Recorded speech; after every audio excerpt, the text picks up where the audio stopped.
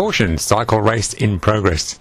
As the rest of the Black Country have a line on Saturday the 6th of November 2010, Stourbridge Cycling Club are getting ready early in the morning for their Clent Hill climb, a race in 2 stages, one on the road and one off-road. Here we are on the road element of the race. Carol Roundtree getting caught out by a 10-second countdown, quickly getting mounted onto a Halloween-coloured machine, and away she goes out of the darkness into the light as she starts her way up the hill towards St Kennan's Pass. The race goes past St Leonard's Church, the rider just going past a small crowd there, and then up to Vine Lane. You just pass the Vine Inn pub on the left hand side, and that's where the road starts to kick up seriously for the first time during this hill climb. We're in the car, in a support vehicle, if you can call it that, we're here following George Appleby, and who's putting in a tremendous dig up this part of the climb, one of the hardest sections of the hill climb, and we didn't know it at the time. We were sat in the car going, he's going good, isn't he?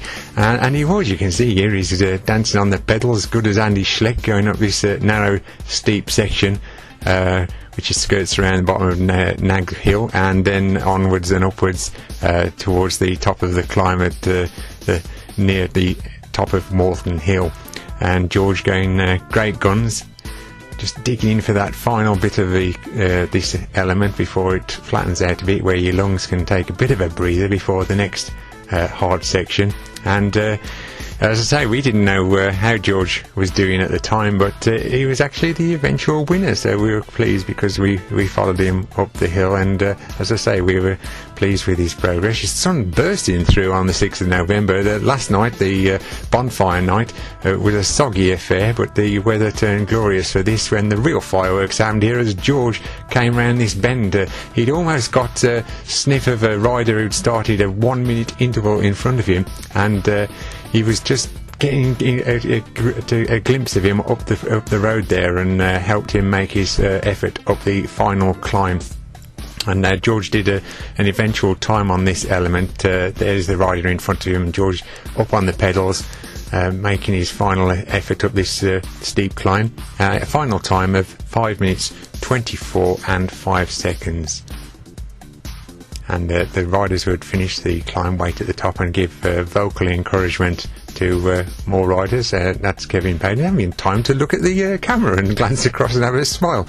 And the finish, if you want to do this ride yourself, there's the finish. It's the signpost towards Walton Hill at the top of the climb, and of course it starts off at the underpass underneath the Stourbridge to Bromsgrove bypass.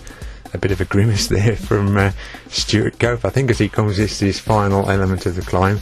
A bit of a lumpy section. I've come up this hill many times myself, and this little lump at the end always hurts the legs, as it is indeed here hurting Brian Hedges, who afterwards told me that he'd blown a gasket on the road element of the race, but he's giving it everything he's got there. I think it looks pretty good to me, does Brian?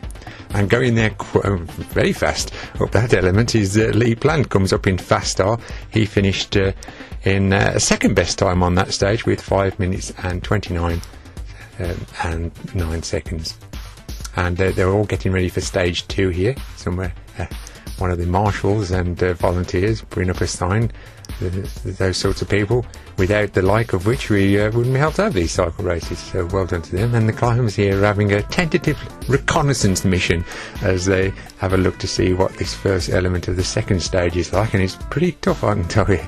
And Kevin Payton as well, he's going just off the tarmac onto the gritty road off-road element, and you can hear a bit of grip there, but the first element, which was on tarmac, very slippy after the last night's rain, and it was very difficult to get a grip with your back wheel, so most people had to combine sitting down with the standing section. And if you want to do this yourself, you can see the start was under the tree opposite the Hill Tavern, and up onto this concrete section, very steep, very tough, this first element, and if you want to do this ride up to the Four Stones, you can do so, but do keep to the bridle tracks, because that's if you don't want any unnecessary track erosion. Going up in fast style here, the younger rider, it's Anthony Neve, who going up there with some gusto, and he did a good time and finished in 6th place.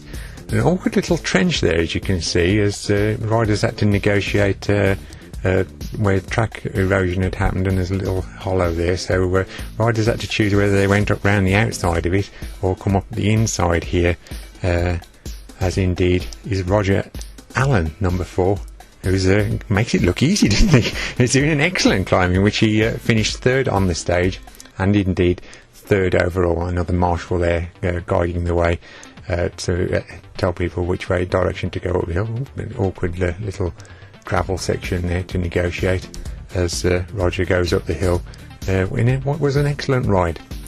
Fantastic weather, wasn't it, for the race? And another great effort here, number 5. This is Jim Bloomer. I tried to run after him a bit and get up close and personal. I had to run around the hills quite a lot, actually, to make sure that I at least filmed as many of the riders as I could during the day. And Jim's there making a good effort and still got enough sense to go steer around the horse muck on the track there as he goes up towards the that top of that hill element of the climb. Another good dig here from number 6. It is a tough climb, this, if you ever try this yourself. Down from the bottom up to the 4 stones, and steep gradient. I think the race was 1 kilometre, but I think you climbed 91 metres during that time. But there's an element here where it flattens out a bit, where you can get a bit of a breather before the second section. Don't even need a bike. Look, there's somebody who can jog around. Need a bike, mate. It's much easier. As I say, 91 metre climb during that short 1 kilometre, so gives you an idea of the amount of climbing there is on this element.